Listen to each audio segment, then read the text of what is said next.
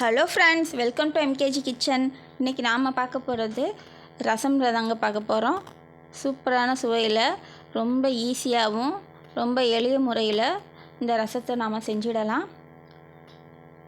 நீங்கள் உடம்பு சரியில்லாத நேரத்தில் சீக்கிரமாக சமையல் செய்யணுன்னா இந்த ரசம் நல்லா அந்த டைமில் உதவுங்க.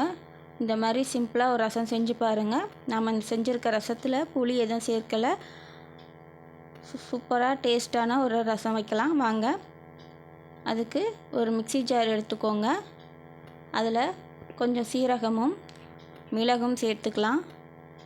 இப்போ இது ரெண்டையும் கொஞ்சம் கொரகொரப்பாக அரைச்சிட்டு வந்துடுங்க.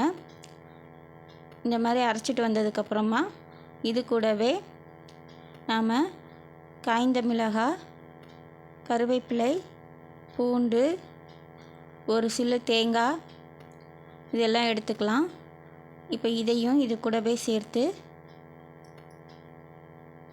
நல்லா கொரகொரப்பாக அரைச்சிட்டு வந்துடலாம்.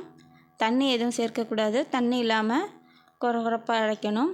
நம்ம இந்த தேங்காய் சீல் போடுறதுனால இந்த ரசம் நமக்கு இன்னும் நல்லா டேஸ்ட்டாக இருக்கும். பாருங்கள், நாம் இந்தளவு நல்லா கொரகொரப்பாக அரைச்சிட்டு வந்தாச்சு. இப்போ எப்படி இந்த ரசம் வைக்கலான்றதை பார்க்கலாம். அதுக்கு ஒரு பாத்திரத்தை வச்சுக்கோங்க. பாத்திரம் சூடானதுக்கப்புறமா கொஞ்சம் எண்ணெய் விட்டுக்கலாம். எண்ணெய் காஞ்சிடுச்சு. இதிலையே கடுகு, உளுந்தம் பருப்பு, தாளிப்புக்கு தேவையான பொருளெல்லாம் சேர்த்துக்கலாம். காய்ந்த மிளகாய், கருவேப்பிலையெல்லாம் சேர்த்துக்கோங்க. இப்போ இது கூட நாம் அரைச்சி வச்சுருக்க இந்த மசாலாவையும் எண்ணெயிலே நல்லா வதக்கிடுவோம். இது செய்யும்போது லோ ஃப்ளேம்லேயே வச்சுக்கோங்க, இல்லைனா அடிப்பிடிச்சிடும். இந்த மசாலா நல்லா எண்ணெயில் வதங்கும் போது நல்லா நமக்கு டேஸ்ட்டாக இருக்கும் ரசம். இப்போ இதுலேயே 2 தக்காளி நல்லா பழமாக எடுத்து இந்த மிக்ஸி ஜாரில் அரைச்சிக்கோங்க. இதையும் நல்லா நைஸாக அரைச்சிக்கலாம்.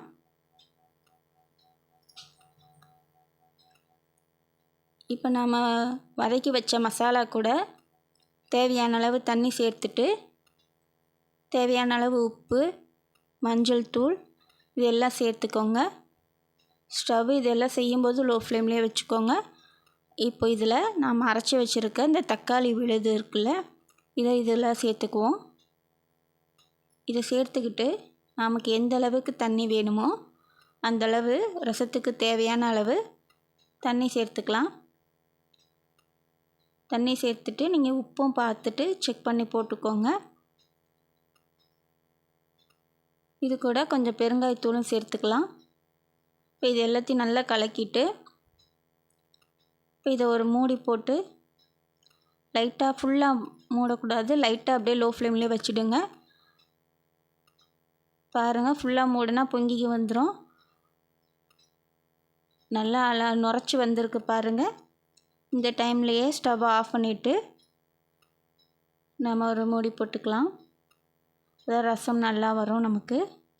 பாருங்கள், நல்லா சூப்பரான டேஸ்டியான ரசம் ரெடி ஆகிடுச்சு. இப்போ இது கூட இன்னும் கொஞ்சமாக ஒரு ஸ்பூன் அளவுக்கு மிளகுத்தூள் சேர்த்துக்குவோம்.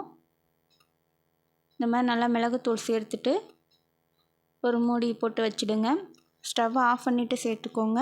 இந்த சூட்லேயே மிளகுத்தூள் இதாகிடும். இப்போ நமக்கு டேஸ்டியான ரசம் ரெடி.